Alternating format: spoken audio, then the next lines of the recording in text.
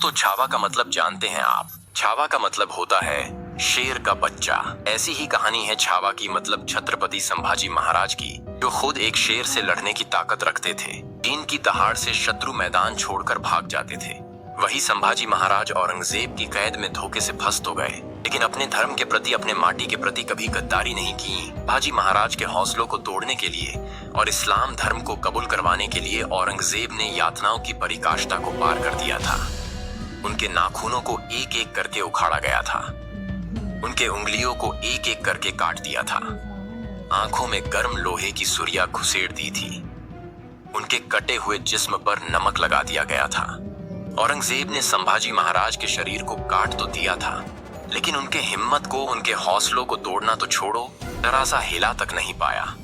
औरंगजेब ने लवलुहान संभाजी महाराज को पूछा था कि तुम इस्लाम कबूल कर लो, तुम्हारी जान बच जाएगी। लेकिन शेर का बच्चा छावा पलटकर जवाब देता है कि तुम मराठों में शामिल हो जाओ, तुम्हें धर्म बदलने की जरूरत भी नहीं पड़ेगी। ये थे असली छावा, और इसीलिए विकी कौशल की छावा फिल्म सिर्फ एक फिल्म नहीं है, ये गाथा है बलिदान की, शौर्य की, अजय पराक्रम की, जो हमें बताती कि हमारे स्वराज्य के लिए किस तरह से संभाजी महाराज ने यातनाओं के साथ अपना बलिदान दे दिया। इसलिए हमें अब ये जानना होगा, ये समझना होगा कि हमारे ही योद्धाओं का इतिहास हमसे छुपाया गया।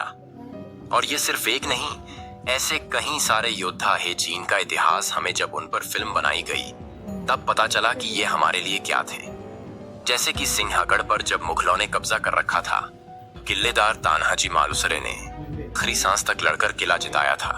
हमें तो ये तब पता चला जब अजय देवगन की फिल्म तान्हाजी आई थी।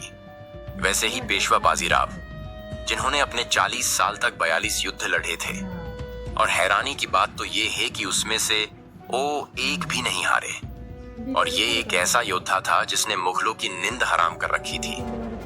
कहा जाता है कि बाजीराव मुगलों के सपने में आते थे। 19-20 साल की उम्र में बाजीराव ने मुगलों का तख्त दिल्ली को 3 दिन तक बंदी बनाकर रखा था, और मुगलों के बादशाहों को लाल किले से निकलना मुश्किल कर दिया था।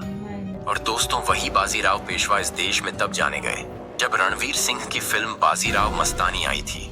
और यही बात है कि हमारे योद्धाओं को इतिहास में जगह नहीं मिली, या फिर उनका प्रचार प्रसार नहीं किया गया। दोस्तों, देर ही सही, लेकिन छावा फिल्म के जरिए हमें ये तो पता चला कि किस तरह से हमारा इतिहास हमसे ही अनजान रखा गया।